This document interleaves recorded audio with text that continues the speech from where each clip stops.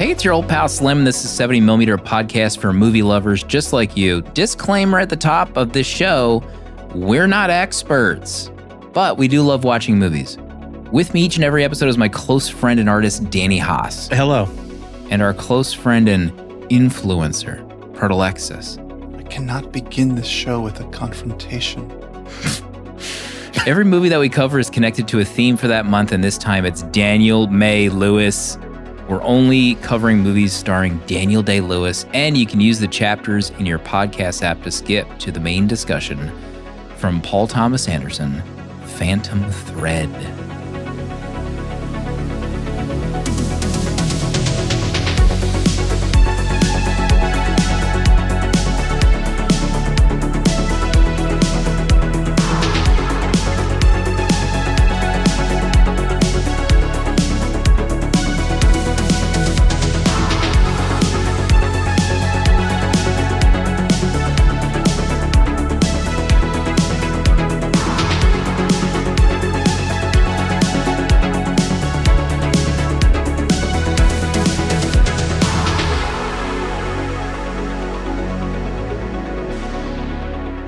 But the big story tonight, the Batman 2, the Batman Part 2.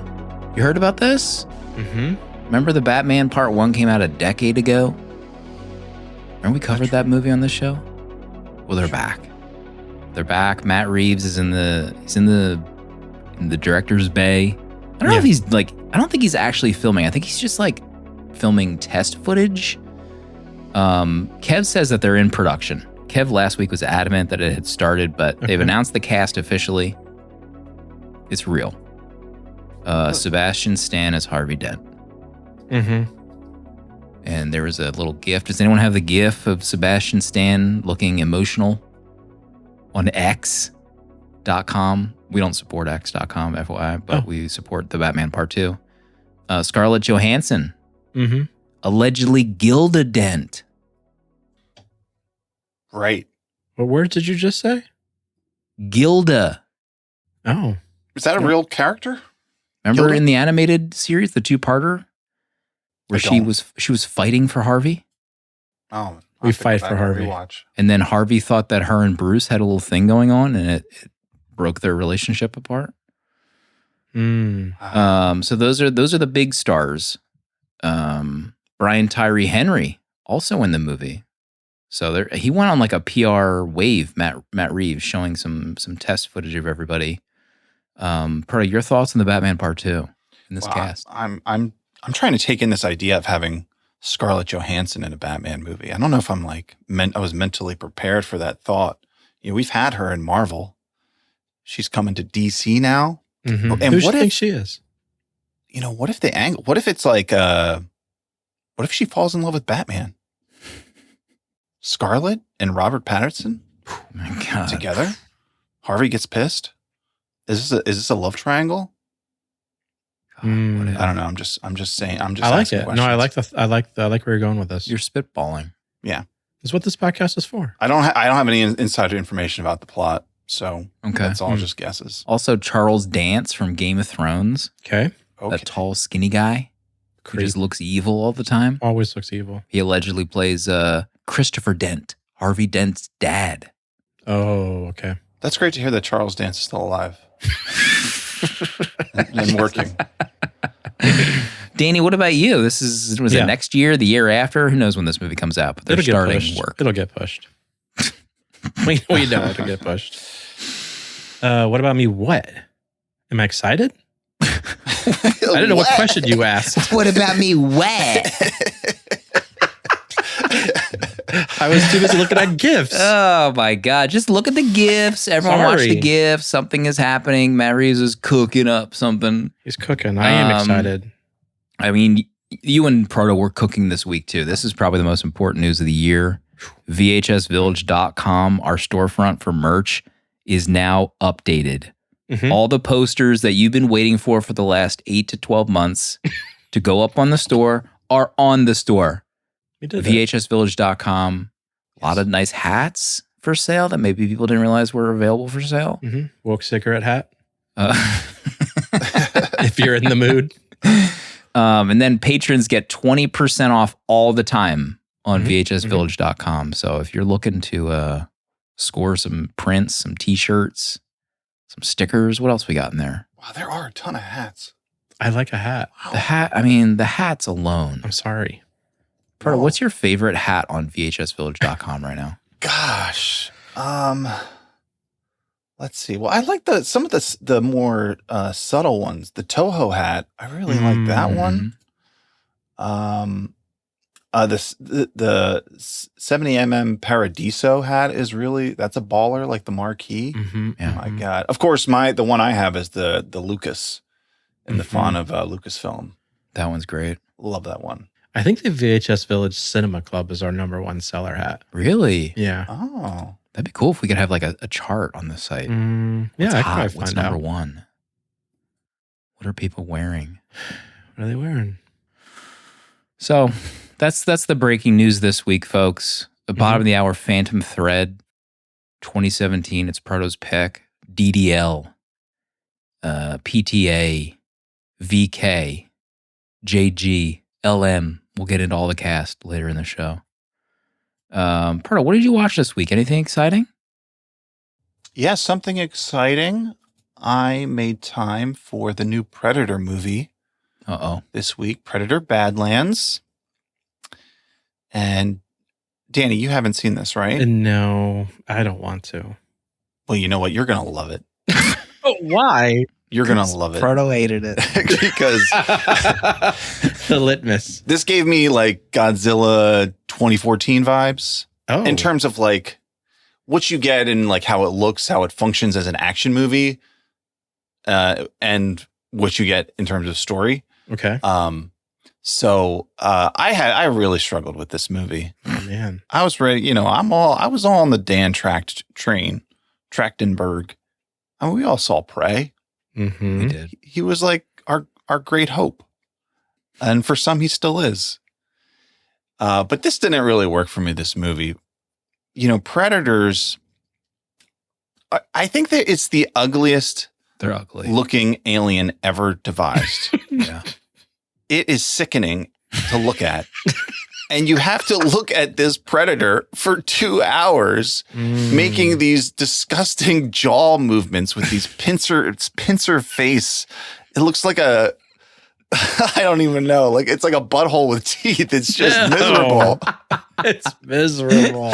It's miserable to look at, and it's for 2 hours. So I struggled with that. And then I don't know. The story is just, I don't know. I think I wanted more. Yeah, I think it goes too popcorny, it's too, summer action movie where I was expecting more of like, I guess I like Prey.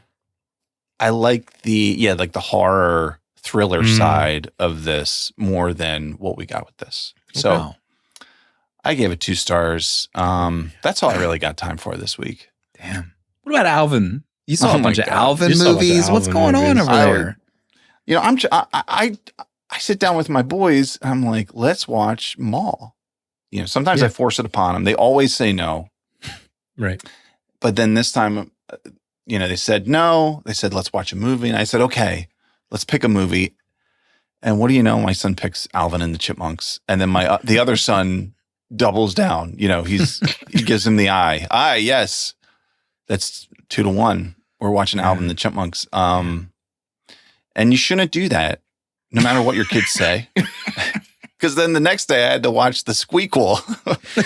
Oh my gosh. Which is a real movie and a real title.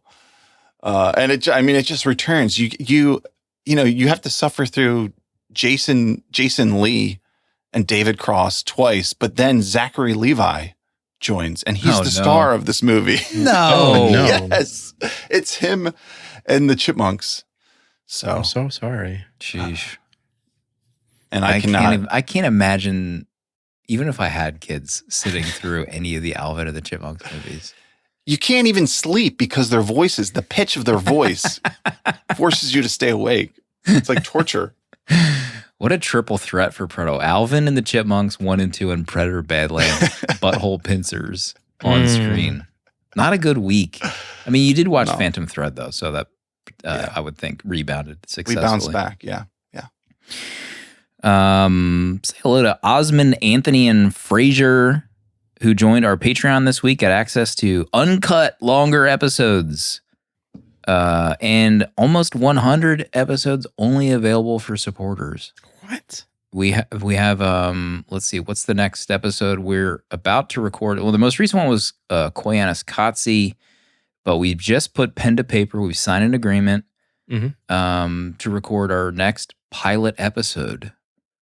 And I'm happy to announce that it's going to be The West Wing.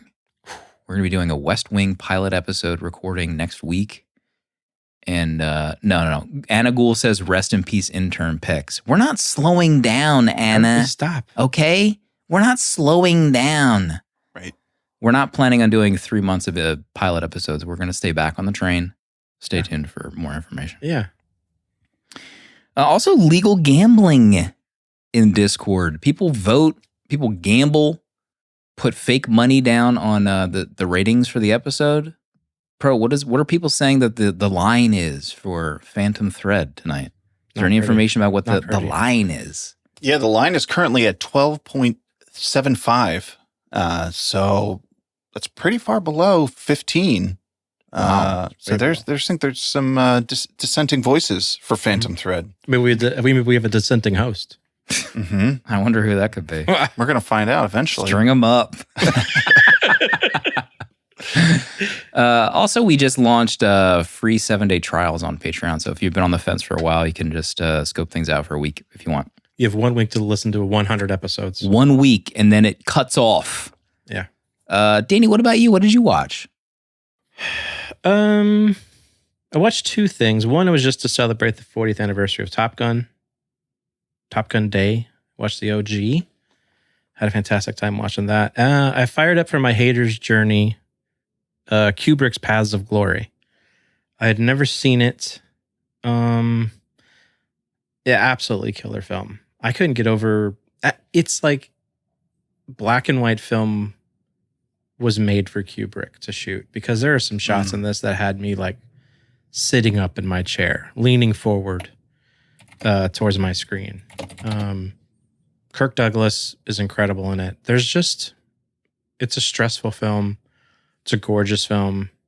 There's a moment where there's a firing squad moment. And there's a drum beat that's happening during the firing squad moment that was literally, I felt like I couldn't breathe with what was happening. Johnny Greenwood, back in the day before he was on the Beatles, was really cooking with this film. Sorry, I can't remember what band he said. Radiohead. But yeah, I love this movie. I saw that Proto gave it 5 stars, so I was allowed to give some stars to it per our agreement. Yeah, bylaws. The bylaws. So whenever we cover it, people will know. I had a great time watching it. Bylaws. I need to simplify print. I had a great time watching it. What is the actual rule? Paths of Glory, Top Gun. Yeah. A lot of war. A lot of war. A lot of war going on in our lives. Tis the season. Is the season. Did you guys start watching that Widow's Bay yet? No, I really want to. My gosh, the buzz. I forget about it until you say something. Widow's Bay episode 4 just came out this past week. Oh, it's Best weekly episode drop of the season so far. Weekly saying drops. that? I am. Oh my. Okay. Widow's Bay, I mentioned it last week. It's an Apple TV show. Everyone calm down. There's a bunch of them out there. But this one is about a guy, a mayor of an island, small town, secluded. And he's working his little heart out to get tourists over there. But there's a sordid history on this small town. There's a reason why there's no tourists that come here. Slavery. This is the plot of Jaws. So it's very good. It's a horror comedy, which typically sounds terrible. It's not like so much horror. It's more like, I guess, a dark comedy with some horror mixed in. But horror comedy is like typically the most impossible thing to pull off. Name 10 horror comedy movies you enjoy. I won't even Can try. anyone do it? I'm not doing it. Is Amanda watching this? There it is. Sort of. Okay. She's like on her phone doing who knows what. Mm-hmm. I'm getting alerts that her phone's down to 5%, 3%. And she's like, well, that's the end of me. I'm going to bed. Damn. You know how it goes. And you're right in the middle of an episode of Widow's Bay.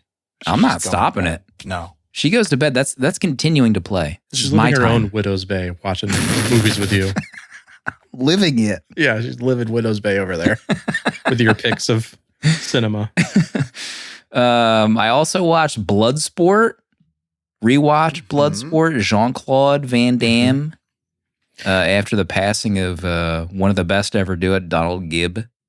He's the big guy in that movie. He's the big Gibbs guy from died? Nerds. Just passed away. R.I.P. Rest in honor. Love Bloodsport.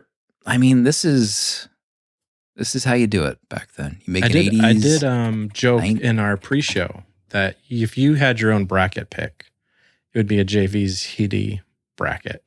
My God, what if we did a bracket that's like Seagal Van Damme? Oh. We would lose patrons. My God.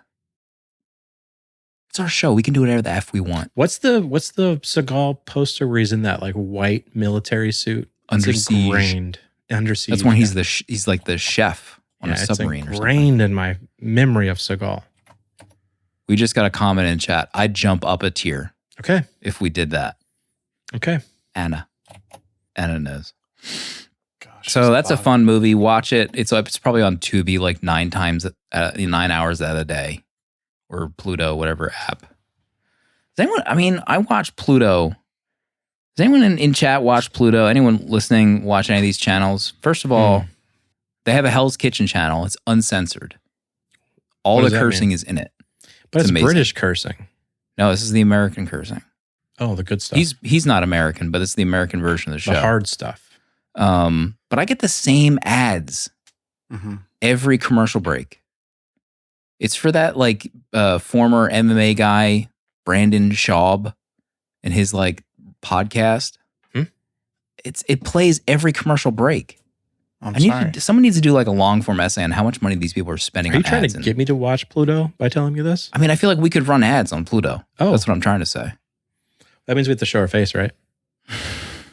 Or maybe you're just getting targeted. That's a targeted ad. You do. you are kind of MMA coded. Yeah. Oh, I am not. Yeah. You're podcast coded. I'm a dude with a podcast, so maybe like the chart overlap on MMA is actually pretty high. Gorillafin in chat, Brandon Schaub is one of the least funny people alive. True. Oh my God. Very true. He's a dud. Maybe you both wear whoops. Oh, wait. Is this the guy who he lit the wrong side of a cigar? Yeah, on Rogan. Oh, that guy. I think the plastic was also still on the cigar too. Yeah, perfect. He So smoked those are whole the thing. ads that I get. Okay. That's what Pluto has. That's the cookies I have. Let's get this idiot another idiot on his ads. Okay. I think that's it. That's all I got going on. So maybe we should get into Phantom Thread. DDL, episode 311, 2017. PTA back on the pod. Again, we started off the month with There Will Be Blood and Daniel. And now we're back with Daniel and a new gang of friends. Pardo, what's this movie all about? Reynolds Woodcock is a renowned dressmaker in London. His passion and genius as a designer is matched by his need to have complete control over his creative environment and those working around him. While in the country, he meets Alma Elson. Without a word about it, they become inseparable, with Alma coming to live with Reynolds in his London home. But Alma is not bound to the world that Reynolds has made for himself, and the two will find new ways to adapt to the love they cannot leave. Phantom Thread. Reynolds Woodcock and his high-ass socks. Get into it. Oh, yeah. You ever wear dress I mean, socks? were those the first compression socks ever made, do you think? He was getting the blood flowing from his waist down on those legs. You need that when you're on your feet all day. It's true. It's true. Measure Very it. It's a true. good point. Eric in chat, the socks were his one touch of whimsy he allowed himself. Oh my goodness. PTA Proto back on the show. Do you have memories of seeing this in the theater? What was your first memory of Phantom Thread? I don't think I saw this in theaters. Pretty sure I watched it at home one point by myself. And I remember being floored by this movie the first time I saw it. The main thing I think about is I remember saying to myself, objectively, this might be the greatest movie ever made. Oh no. You're like that video of that kid you always post who's talking to his friend while watching a movie. Yeah. Watching is rewatching. Watching is rewatching. We all know this to be true. So that was my first time, and I hadn't revisited since then. I guess it was probably like 2018, 2019 that I saw this for the first time. So it's been a while. My first log is 2020. So I'm guessing that's a COVID watch. So I didn't see this in theaters. Skipped it. This was after Inherent Vice. So maybe that's why I skipped it. Maybe I took a little breaky poo from PTA. Danny, what about you? I've watched this once before. I don't have it logged on Letterboxd, so I don't know when it was, but it was definitely after maybe when we started the podcast. I don't know. I mean, former producer, now disgraced, Ian has it as like his favorite film ever, I feel like. And he talked about it so much. I think I just fired it up one day. And yeah, I've only seen it once. This is the second time I've watched this film. Paul Thomas Anderson had done The Master and then Inherent Vice. I'd love for us to do The Master. I've been wanting to watch it, but I feel like it's a show movie, like I have to wait. Mm-hmm.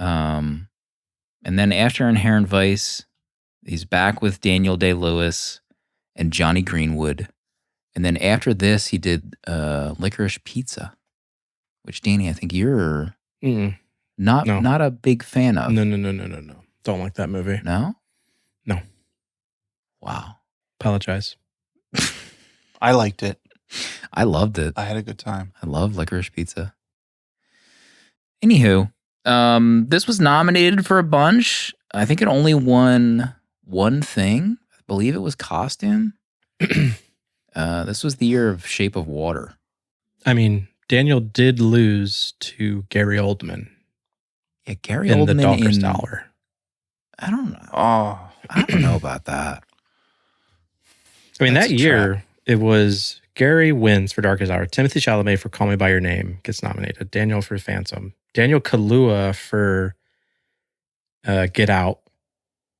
And then Denzel Washington for whatever Roman J. Israel Esquire is. Oh, yeah. I guess that's a movie. I haven't I seen can it. confirm that's a movie. Okay. Yeah. All right. Good to know. I feel like out of all of those, Gary Oldman is not my pick. No. Correct. Yeah, same. He's not even in the Even top. Daniel is And maybe- above Gary. Maybe Daniel's that's Timothy. Yeah. is that a result of like the vote being split?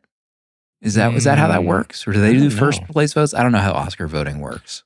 I mean, Darkest Hour, that's like, first it's like an Oscar trap, historical biopic True. about Winston Churchill. And then, maybe it's a split. Yeah. And then, you give one to Gary. Yeah, He's earned it. Right, on the way out.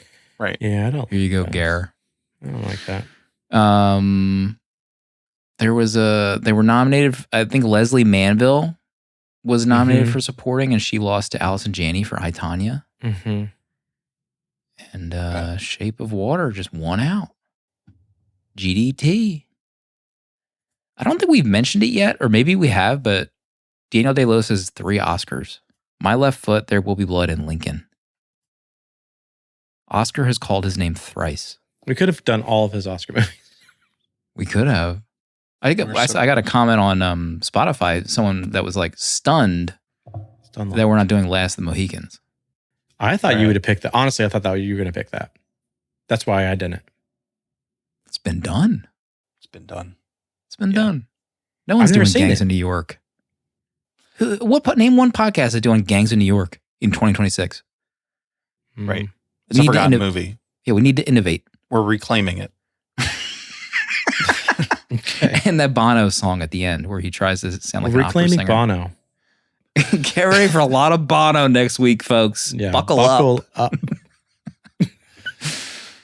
Oh boy. So I have seen this movie before, and I infamously have given it 3.5 stars when I saw it in 2020. Got a lot of flack. Yeah. It's a lot of flack given my way, but I'm never going to hold back. People saw me post my 2.5 star rating on Letterboxd, so I'm not holding back anymore. Yeah, you're off the chain now. I got a lot of. You're ridiculous. I got a lot of private messages of support. Okay. After I posted that Lincoln rating, they're not comfortable voicing publicly that they support what I did, but right. We don't have time to get into that. Okay. Proto, what's at the top of your list for this viewing of Phantom Thread? The top of my list is, I just want to call it the texture of this movie. I don't know if it's not just the sound design, which I think it's so distinct how everything sounds in this movie. Mm-hmm. But it's also just like the look of it, the color grading. There's just like a certain feel that is made with this movie. It reminds me of, I feel like it was giving me like Scorsese vibes. I don't know if it was like when they're in the restaurants, just like the lighting in those scenes. I wouldn't even know how to talk about it in any greater detail, like the color grading in this, but to me, it just like is beautiful. Like I love how this movie looks. I love how it feels to watch it, how it mixes with the sound design. And then also like the score, how all of those things mix together to create that, like they all just seem that there's like a harmony to all those aspects of the movie that I love. Yeah, I was thinking as you were mentioning the like visuals, but then like everything, I've said on the show that like I can't really connect with what's his face? Wes Anderson's modern movies. But this feels like an alternate universe Wes Anderson movie where it's like a drama and it's a little bit more muted and it's not so over the top, but like, the production design, the visuals, and I haven't really thought about that if that's true for like PTA's other movies, but this one in particular really stood out because of the textures you mentioned. Saying that, yeah, if you read a synopsis like Wes Anderson's next movie, Reynolds Woodcock, a dress designer in London, like that is like his movie, one of his movies. Yeah. That's so true. It's Timothy Chalamet as Woodcock. Every shot is directly on, and he's looking directly at the camera in a synced room. When I was looking up, because I completely agree with you, Proto. There's something about the touch of this film when you're watching it. You just kind of, you can feel it, you can breathe it. You just want to be inside of it. The stepping through these like wooden floors in this house, the way it's shot. I had to look up who was the cinematographer. It was Paul. He did the cinematography for this film, and I had to see how many more he's done. And he's only done this one and Licorice Pizza. He was a cinematographer on. But I mean, he was cooking in this film. There are so many times where I think I really noticed it when after Woodcock gets poisoned and he falls on that dress, and they're shooting them like repair this dress. And I could have watched them work on that dress all night, the way he shot that scene. The way it pans in on just the white cloth on the table as Cyril kind of walks around it, as the camera just follows her around watching the women. There's just however he moves through this house and films the people in this house, it's unreal. It really is amazing. I didn't even realize that he was the cinematographer until you said that. And I was wondering, like, I wonder what made him choose to do it. I haven't done any research. Maybe you watched the behind the scenes, but maybe it was because of like the majority of the movie is filmed in that small house. And like he didn't feel like he needed That's a small house to you.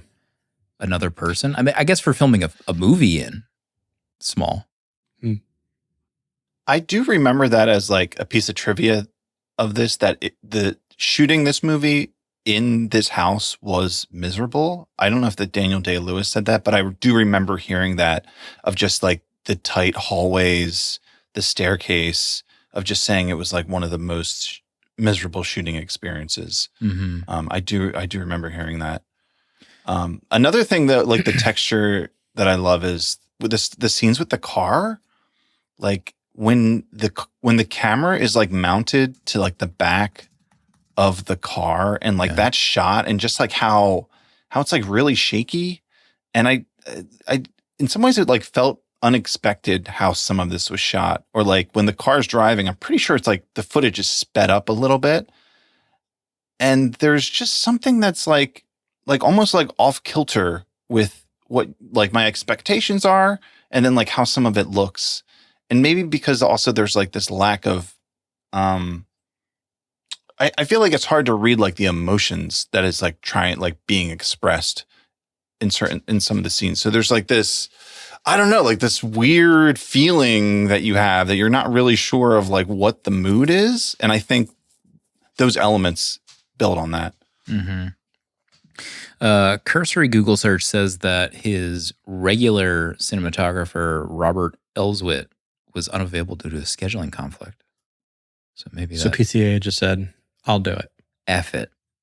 We'll do it live, he said. Okay.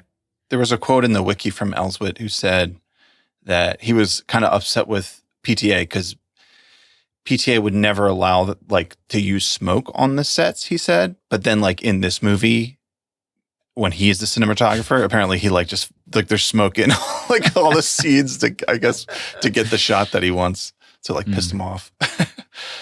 Yeah, the shot at the New Year's Eve party jumps out.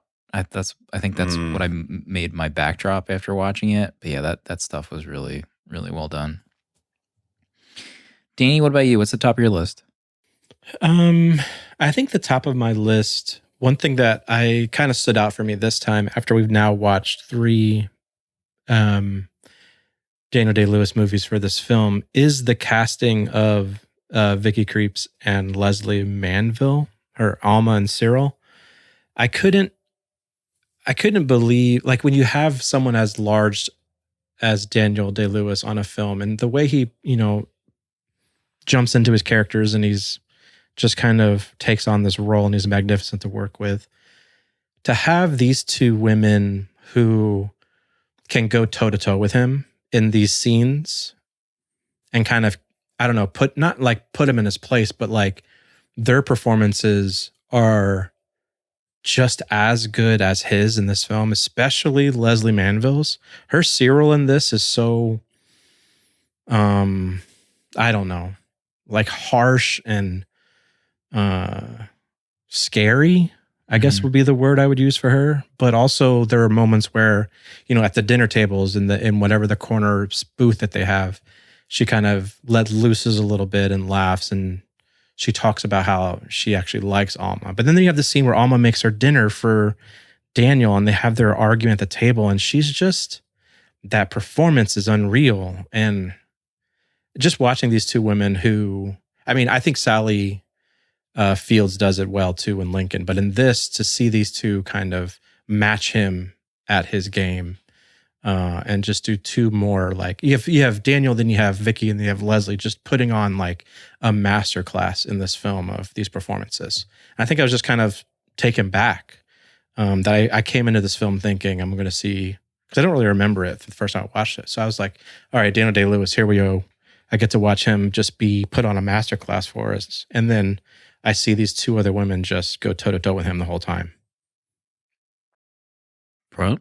Yeah, the Cyril, Leslie Manville as the sister, I never doubt that would be his sister. I'm like, that is, if this Reynolds Woodcock had a sister, this is exactly who she would be. From the same cloth. Yeah, they feel like siblings in the way they act towards each other, their personalities, how she handles him. It's just like, seems like there's like, it's well written in terms of like just building that subtext between them of having an understanding between each other and knowing, this guy whose personality is so particular and his life needs to be a certain way. It's so strict that she like living with him her whole life. She like understands what he's going to feel before every situation and like how that's communicated through her. Yeah, I agree. I think both of these castings are fantastic. Vicky and like the way she talks, her subtle like accent, gosh, it's like, it's great. I don't even know Say it. what it is about it, but like just paired with him. Frodo's got eyes it. were closed when he was complimenting her. That's how you bite your lip. Fantastic. My old so and so, or was that That was Lincoln's pretty good. voice? I can't tell. Yeah, they were great, and I really I don't remember really anything from my first viewing of this movie. I must have just completely checked out and not really enjoyed it and blocked it out. So a lot of it was, really enjoying Alma kind of pushing back on Cyril, but then also him, and then, her almost feeling like threatened by the princess. So she throws that like dinner and it backfires, but she still holds on pretty strong, and then gets even stronger when she's like, well, I'm just going to poison this MFer, take him down a peg. Yeah. Which I don't really remember either. And then doubly so, I don't remember her poisoning him a second time. So like the finale of this movie really knocked me over because I don't remember any of it, honestly. So I think that's like my main point is really like the character of Alma and Reynolds. This like super particular guy, everything in its right place, Radiohead reference. And he finally finds someone who pushes back a little bit, who isn't happy just being, the quiet, mousy character.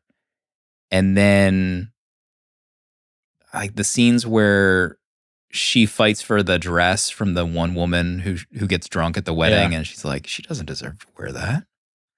Like GTFO, let's go get it back. And he's like, yeah, you're right. And then like them kissing after that. The scene, I think it's after after that night, he comes down to the breakfast table and kisses her first. After that night where they take the dress back, and then Alma like looks around and she's like, wait, what just happened? What did I miss? I thought that was pretty cool. But then like really go at a deeper level, he thinks that she's making him weak and like he's not at his best, and she's like, she needs to leave. So she poisons him again. But by that point, he kind of understands what's happening. And she has that like speech at the right before, like right after he eats it. She's like, I want you flat on your back, helpless, tender, only with me to help. And then I want you strong again. So like this aspect of her wanting to break him down and like build him back up, but then him accepting that and finally being like vulnerable in this fascinating way, I thought was like honestly amazing. I love that turnaround. And just like the slow build for him to realize that like he maybe needs to change a little bit to continue on. So yeah, that like interplay between the characters I thought was just super fascinating, to the point where it's like, I'm not a writer. Obviously I can barely read, but like the idea of writing this as a movie is also just like so fascinating. Like, how are you just like sitting around coming up with this idea of like a storyline? And then he has that line that I jokingly wrote in my review, kiss me, my girl, before I'm sick. And then they're like just fully in love at that point. So yeah, just fascinating, the interplay between the characters. And Danny, what did you think on this rewatch? It's really, it's interesting because, being an artist, I have my moments that I can relate with so much of what Woodcock is dealing with.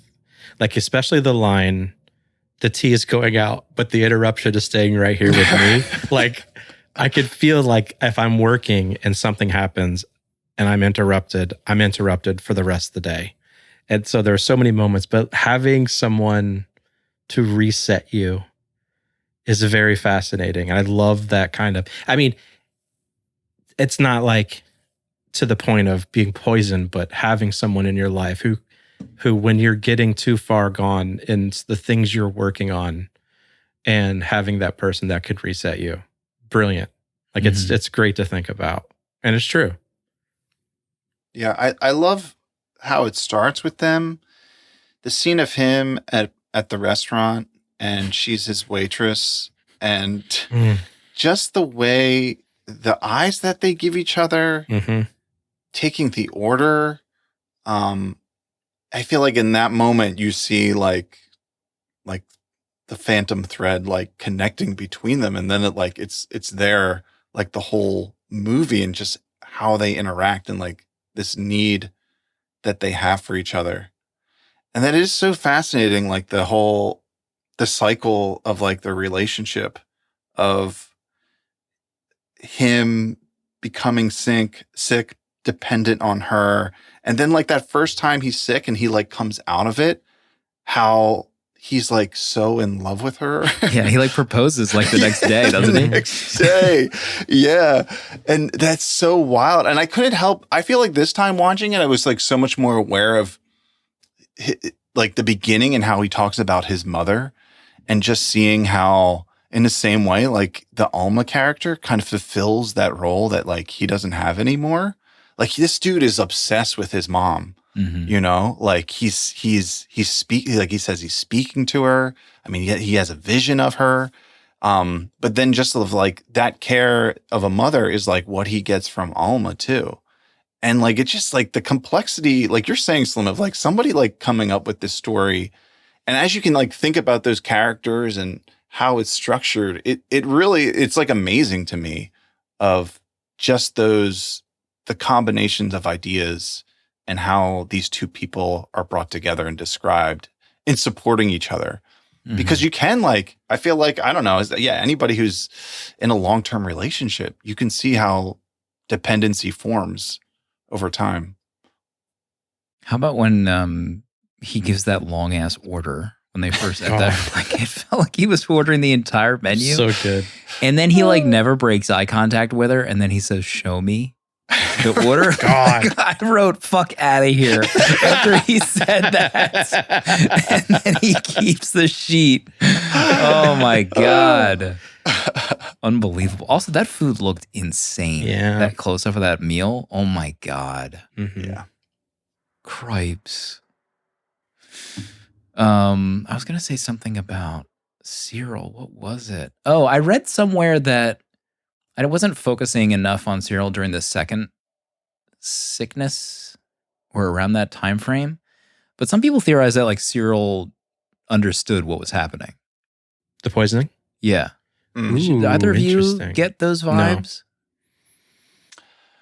I think, I mean, Cyril seems like a very smart character. And I think when she poisons him the first time, like the way that she doesn't want to have a doctor there, how she's like always there with the doctor wherever he is. I don't know. I feel, and then like how he's sick, like it's like, okay, you ate something. Well, you were, Alma was making you food. Right. So it's almost like she connected the dot. I could see her connecting the dots. Yeah. I was also wondering too, when she said you should go to the country. I was trying to read into like, I wonder if that's just where he picks up women. Like how many women has he picked up from the country? Okay. Like, when he ditches his previous muse and finds another one.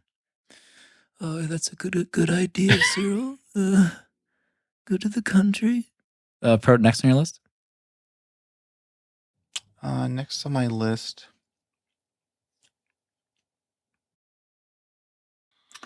I mean, let's talk about Johnny Greenwood. Okay.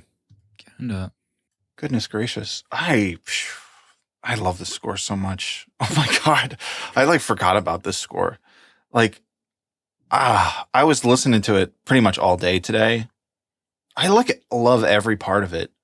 And I don't know how long it is, like a half hour, 45 minutes or something. But it's just like magic listening to it.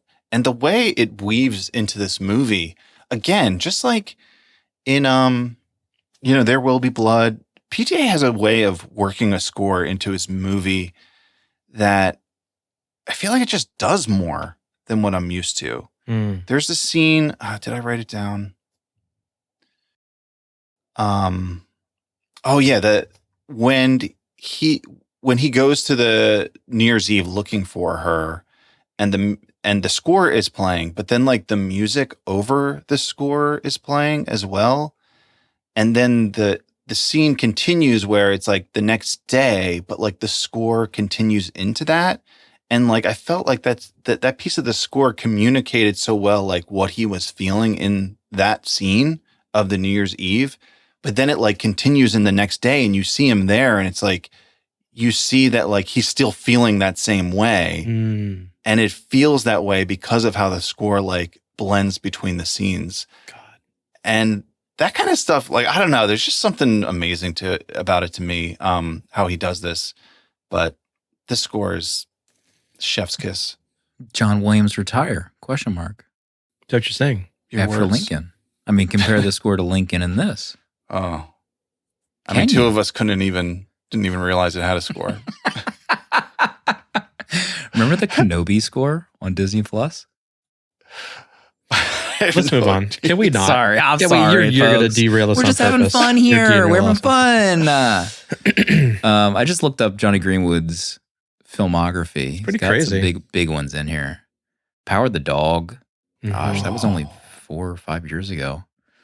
You Were Never Really Here. The Master. Spencer. We need to talk about Kevin. There Will Be Blood, obviously. Harry Potter and the Goblet of Fire. There's 2 composers on that one, so I'm not sure the. Oh, did him and John? No, it wasn't John. It's not. It has to be the John Williams score. It was Patrick Doyle. So I think maybe they did the variation on the okay. original, I guess. But also he's tagged on a listing called River, a cinematic and musical odyssey that explores the remarkable relationship between humans and rivers. What the? That William sounds Dafoe? pretty awesome. I guess maybe Willem Dafoe does the Oh, it's streaming on Amazon Prime. voiceover. And then also Spencer. But yes, score is amazing. I mean, he and PTA, they make some pretty magical things together. Yeah. No doubt about it. Slim, have you said you've seen Inherent Vice? You don't like it? I didn't like Inherent Vice. Okay. It was a little too, I don't know what that kind of movie is called, like Comedy, drama, mystery. What are the 2 brothers that I don't love? Cohen's. Caesar, yeah, the Coens. It's a little too Coen brothers for me. You don't like them. I'm not Big seeking out. Lebowski vibes. Yeah, I'm not seeking out Coen brothers movies Oh, okay. necessarily. This felt a little too. Is it kitsch? Is kitsch the word I'm looking for? I don't know. Interesting. You can say kitsch. Kitsch is a good word. Is that Is word it too chic for you? from us? Is it too chic? But no, I don't like Inherent Vice. I gotta rewatch that. You'll probably love it. Probably. Because I love the book. The book is amazing. Danny?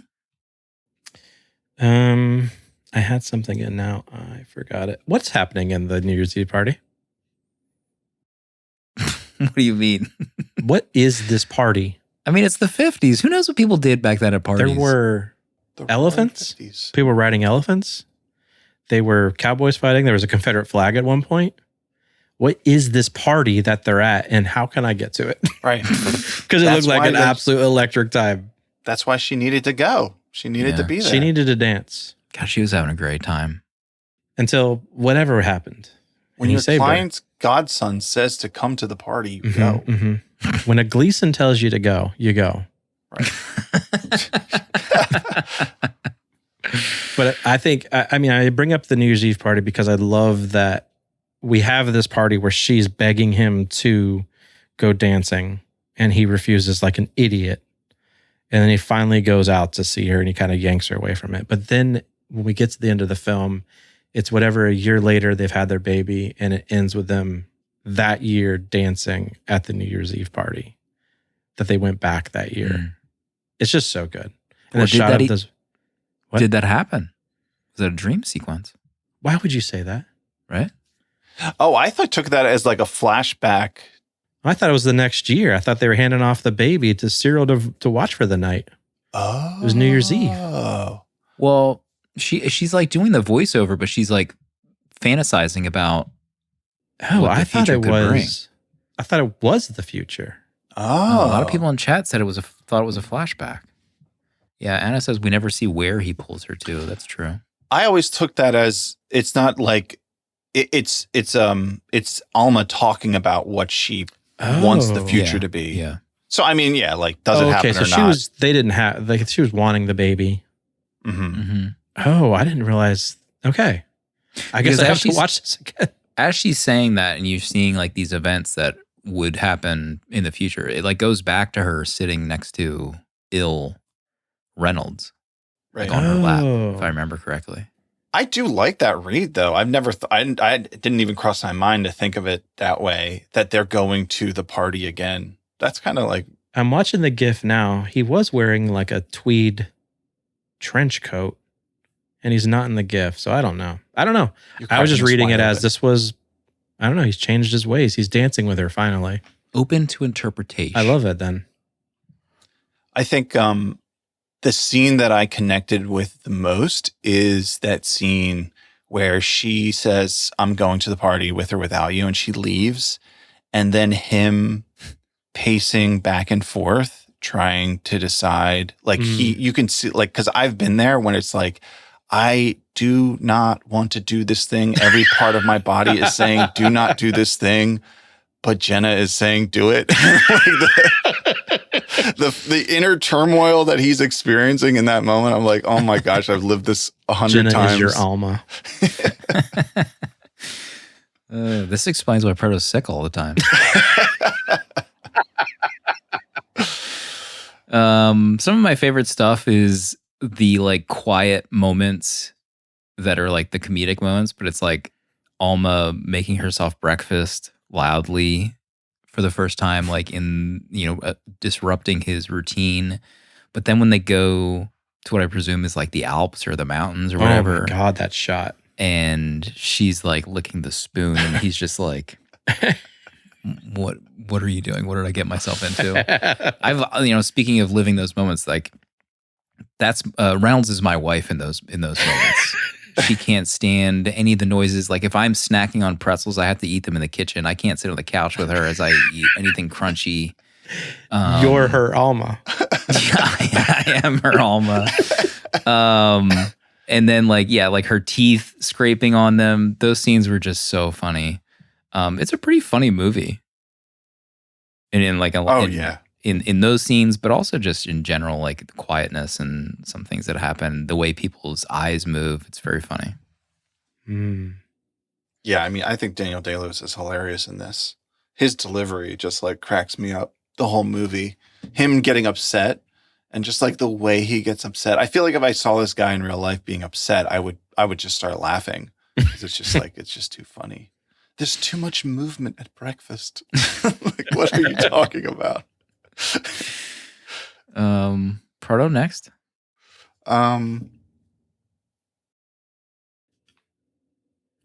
I love the way this is like a ghost story too. The stuff about his mother, the sewing the things into the dresses feels like very connected to that. And then of course, him eventually seeing his mom when he's sick. And man, what a gorgeous shot of her in the dress that he made for her. Like, I mean, can you imagine you're 16 years old and you make your mother her wedding dress? What? Mm-hmm. This movie reminds me of another movie that I saw, I think maybe 2 years ago, Fanny and Alexander, which is a Ingmar Bergman movie. I feel like these two movies are kind of connected. Oh, interesting. Very similar vibes in those terms. It's just like another part of the Reynolds Woodcock character that I love. I just love the mommy issues that this character has and how they're described. And I love a ghost story that's subtle in this way. Mm-hmm. I thought that was the princess in his like fever dream at first. I thought he was like professing his love to the princess. Oh.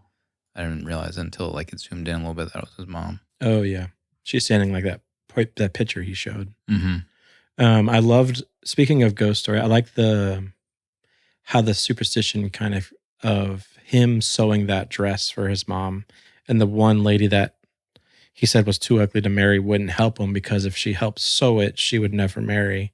So his sister helped, and then Cyril never married. Right. Which I love it. Wow. Yeah. Wow. How about that? You don't even really see them kiss until so far in the movie, right? Like they're sleeping in separate rooms. You don't even see them kiss even in their first dates. She moves in, and I don't think you even see them kiss unless I missed it. Maybe they saved that specifically for later in the movie. I mean, presumably it happened before that, but they didn't show it. I wondered, like, was she then working on the dresses too in there? Yeah. Man, I feel like that would be so intimidating to like, Yeah. unless, I mean, I guess maybe she knew what she was doing, but like you come into like this dressmaker who's making dresses, wedding dresses for princesses, and you're just like on staff. Gosh. But there's part of me also thinks that like in the 50s, making a sweeping statement here, so everyone calm down. But like all right. most women knew how to sew. Wow. They better know. They better have known. Oh my I God. feel like that's probably an accurate statement. Like that, like growing up, my mom sewed all my stuff for me. So there's just like this memory of every mother knew how to sew who were from that era. I think you're right. Thank you. I remember my mom telling me that like her grandmother made all of their like first communion dresses. So Mhm. Right. Danny? The only other thing I've left is I mean, this has to be the 1% life I don't understand is these fashion houses and how they exist. Where you have, I mean, I guess they do show the fashion show for 1 second. So I guess they kind of, so this would be like our modern day, not modern day because they've been around forever, but like our like Gucci's Right. or Balenciagas. Like Mhm. this is what they were imitating back in the 50s. Like I'm not confused, but like, man, how much are these dresses costing? Yeah. How is he affording this staff? But I guess I just now remembered that they had that fashion show. So they must be selling other clothes into a market.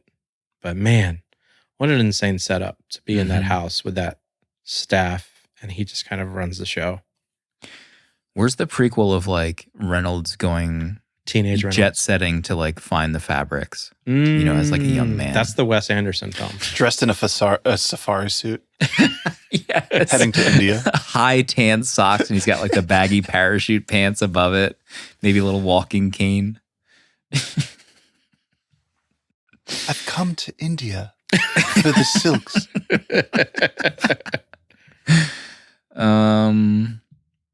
I don't have. Let me just go through my Menchie's. My old so and so. Food looks incred. Oh yeah, the whole scene where he's like measuring her. Oh my God, that felt like it took forever. And then Cyril gets there and cucks the hell out of everything. I mean, there's several scenes where she does that. The dinner scene, especially. But she's like, can't remember what he says. Like, you have no breasts, but I can give you breasts if I choose to. Like already like the mind games being played, of like the power dynamic, like right away. And that's like night one, isn't it? And he's already like measuring her and kind of bringing her into his mind palace. Feel as though I've been looking for you for a very long time. Whatever you do, do it carefully. And I was like, is this date 2?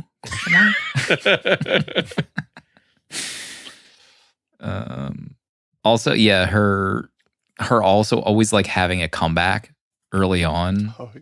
And then she's like, perhaps I'm looking for trouble. And he just freaks out and says, stop.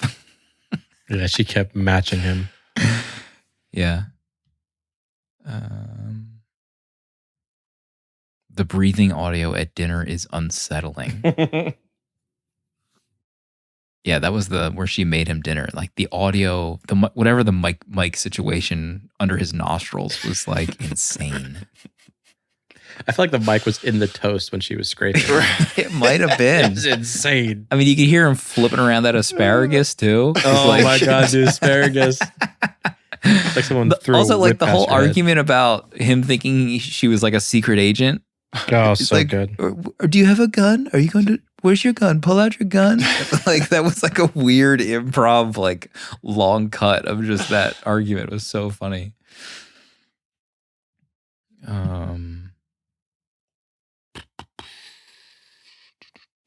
A house that doesn't change is a dead house.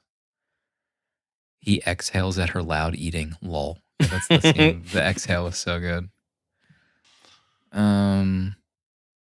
There's an air of quiet death in this house, and I do not like how it smells.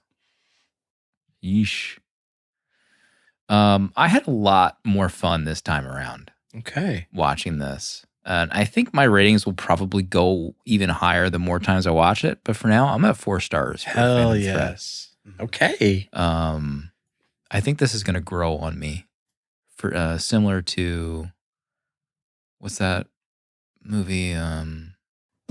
Shrek 4. Yeah. The one with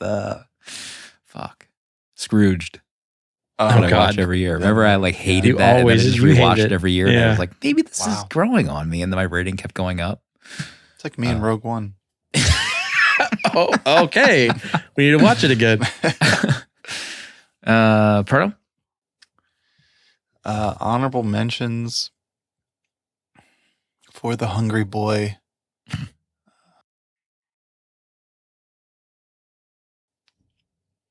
When Cyril smells her. The shot of them walking at the coastline. God. Wow. Beautiful shot. Maybe one day it'll change your taste. Yeah, it's so funny. Oh my gosh, this Barbara character that he has to get the dress. High as a kite. My God. This lady. She was riding high. What was she high on, you think, back then? Opioids? Opioids? Yeah, opioids for sure. For sure. Oh, his fit at dinner where she makes him dinner and he's like, Oh. I have to have my bath. You imagine someone makes you dinner and you go, how long's a bath take? I know. It makes it sound like it's an hour, 2-hour bath. Mhm. Right? And then he comes down and his fit, he's got like these lavender jammies, He did it on purpose. this cardigan, and then like a house coat over top. Gosh, he looked comfortable. Yeah, he did. Can you wear that the next meetup? As one of your Oh, potential fits? Woodcock. Woodcock post-bath fit. Some slippers. Okay, we can make this work. Yeah, asparagus with butter. Gosh, that looked miserable. I've had asparagus like that. I mean, God bless asparagus and all who love it, but I can go without cold asparagus. Come on. Cold. Love me Ew. some asparagus. I do love asparagus, but not cold. No way. What's his own fault for taking a 3-hour bath? We're up to 3 hours.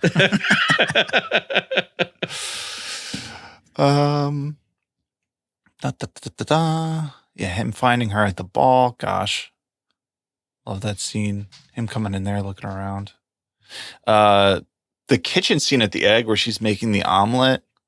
The blocking, just the angle of like her over with the lights in between them. Just the way that's like structured is great, and then just the interplay between them. Him taking a bite, cutting it up. I mean, it moves so slow, but it's also funny the way that whole scene, because like you don't know that he knows until kind of the end there. I love that. Woodcock Jr. Showing up. I was getting from the music, from the score, the 90s movie of Sabrina. Have you guys seen that with Harrison No. Ford? No, but I'm aware of it. Yeah, I feel like I have to go back and watch that. It's getting Johnny Greenwood vibes. I'm at 5 stars for this still. Yeah. Okay. I love this movie. It's one of the good ones. You know? One of the good ones. The tea is going out there with me. Don't pick a fight with me. You certainly won't come out alive. Love that line from her. You are not cursed. You are loved by me. Alma. If I was brave enough, I'd put this in my top 4, but I'm just going to stick with a 5-star right now.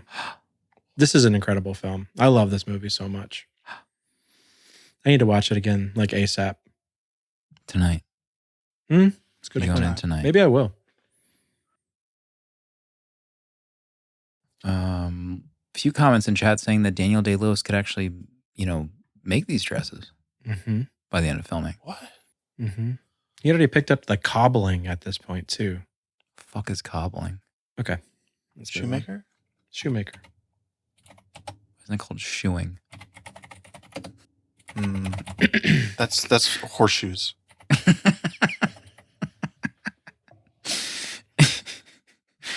We have a voicemail from Jake to listen to. What is up, 70 millimeter? Longtime listener, first time caller. Mm-hmm. Also the first time I've ever said that, but I've heard it a couple of times on a couple of different programs. How about Daniel Day-Lewis month? I mean, first of all, well done. Thank you. Just well done. Thank you. Yeah, I don't have a plan here in this call, but I just got to say that Phantom Thread is maybe, it's not only my favorite Paul Thomas Anderson film, it's maybe my favorite movie of all time. Oh my God. I actually saw it for the first time, I guess more recently. I saw it right before, the night before One Battle After Another came out. I watched Phantom Thread. I was doing a PTA craze on stuff I hadn't seen from him. And I thought that Phantom Thread was just magical. I think Daniel Day-Lewis, it's my favorite role I've ever seen from him. It's a different role from him. It's kind of a different kind of movie from PTA, but I mean, just the first 10 minutes of that movie, I just think are so beautiful, absolutely glued to the screen with all the camera work, the costumes, the vibes, that music is unbelievable. I love that House of Woodcock song. And obviously the first interaction he has, with Alma is just, I mean, breathtaking. It might be the most romantic movie ever, even though it's kind of the most toxic movie ever. I don't know. I think that all the performances are good. I can't imagine anyone not giving this 5 stars. Okay. But it's 70 mm. Right. There's hot takes. There's different opinions. I don't know. But yeah, guys, He love gets the us. show. Keep it up. Daniel Day-Lewis, Phantom Thread. All right. For not having a plan, that turned out great, Jake. Nailed it. Thanks, Jake. Thank you, Jake. That's Jake. That's I've known Jake since he was a wee little baby. What? Yeah, we grew up together. Yeah, little Jakey. Little Jakey. Jakey. He told me he was sending in his first VM. He said, "You guys are doing Phantom Thread. I gotta send in a VM." Dang, Great little to hear Jakey. from Jakey. I'm looking at Paul Thomas Anderson's filmography. Do we need to say it? I mean, when you look at the filmography as a whole, Here we go. I mean, when you we look go. at it, Let's look at the whole thing. let's look pull at the it all big picture. together. Put Just it up on everyone, the big just, screen. just hear us out here. Let's talk about it. Okay, number 1, Heart 8, I haven't seen yet. But Okay. that's Okay. like, the quiet one. Not everyone has seen Heart 8. You really start with Boogie Nights. Okay. Okay, you're hitting off Boogie Nights. Right. You're going into Magnolia. Okay. Then you're doing Punch Drunk Love. Mm-hmm. Then you're doing There Will Be Blood. Now, I haven't seen The Master, but you're doing The Master next. Yeah. Inherent Vice. Phantom Thread. Licorice Pizza. Mm-hmm. One Battle After Another. Right. I mean, someone has to say it. Are you going to say it? Are you brave enough? I don't know. Someone has to say it. Will someone say it, please? Well, Frodo? you could say after Boogie Nights, if his whole career was Boogie Nights and Magnolia, people still would be saying, "Oh, Paul Thomas Anderson.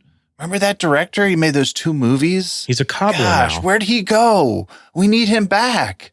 Like, you know, he'd be like, he's a master at that status already, right? Like, Yeah. 3 movies. Yeah. And I'm just gonna read what's been said, Yeah. what's said in chat. Okay, let's read the chat. I'm just gonna combine 2 comments. Is PTA our greatest living filmmaker? Listening. I just asked the question, but just posing the question based on that filmography that we just went through together.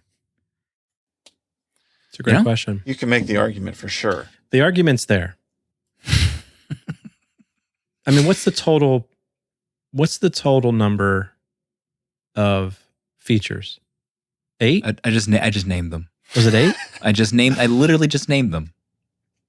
Someone go back. Well, you got to do it. I mean, you got to hold it up against whoever else you have, right? Like, if you take PTA's best, you take, you know, who you putting up there to challenge. You have to have Right a now? challenger. You're talking Nolan? about some kind of like Nolan? competition. All right, yeah, Nolan. So who you taking, PTA or Nolan? PTA all day. PT all day. Easy. What about Spielberg? Spielberg all day. Spielberg's got like 60 movies. That's hard. It's All right, Spielberg. his 8 best. His What's 8 the hit best. ratio? What's the hit ratio for Spielberg versus PTA? Can we get some kind of algorithm to figure out this the hit ratio? Right. I mean, we went over his filmography, BFG. You know, where's that put him? We're starting out with BFG and Lincoln. That's not a good start for well, Steven. PTA has Punch Drunk Love and Licorice Pizza, so I mean, maybe we need to put the 2 against each other. Spielberg versus Is that our next PTA. A director bracket? Oh my a director god! bracket.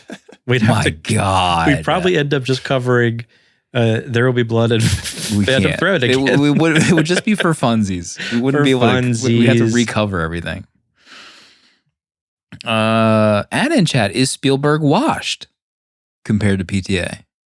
Hold on, I have a gift for that. Let's wait for disclosure. I have a day. gift for chat for that. 1 second. Thank you. We'll let Disclosure Day settle it. Yeah. That will answer the question. But that's it this week. Next week is going to be the final episode of Daniel May Lewis. It's my pick. Big one. I mean, you could close this out strong. People thought I was going to close this out strong with Last of the Mohicans, but you know, I wanted to change it up. I wanted to see where America was born in the streets with Bill the Butcher and Amsterdam Valen. Those are the characters' names of the movie, folks. Gangs of New York, 2002. It's changed everything for young me at West Coast Video. Stocking shelves. Part, do you remember seeing this movie? Have you seen Gangs of New York? I think I have to save it for the show. Oh, God. yeah. Here we go. God, DNF. He Hell probably yeah. DNF'd it. Hell yeah. Henry Thomas saying is in this We're movie. getting into it. Henry Thomas from E.T. He wouldn't be here without Spielberg. Look at this photo, this default photo. Can we help Henry out here? All right. My gosh. What's Not his wrong? best angle. Straight on was never good for him. It's bad lighting. It's just, I'll change it. I'm going to change my own Oh, Henry Thomas. can you do photo. that? Yeah, I'm a patron. I didn't know you could Technically, change. I'm crew. Disclaimer, I work for Letterboxd. so I Oh, can change God. them. Here we go. Pardo, any closing thoughts this week? We're rounding finish line. Yeah. for Daniel May. You know, we love movies. It's great to love movies, but we also love TV. So don't forget, Apple TV is a streaming service. Great shows on there right now. Widow's Bay. I think the 4th episode just dropped. I'm hearing great things. Fantastic show. Check it out. AppleTV.com. Thanks for Apple TV for sponsoring Daniel May Lewis, by the way. We'll see everybody next week for Gangs of New York.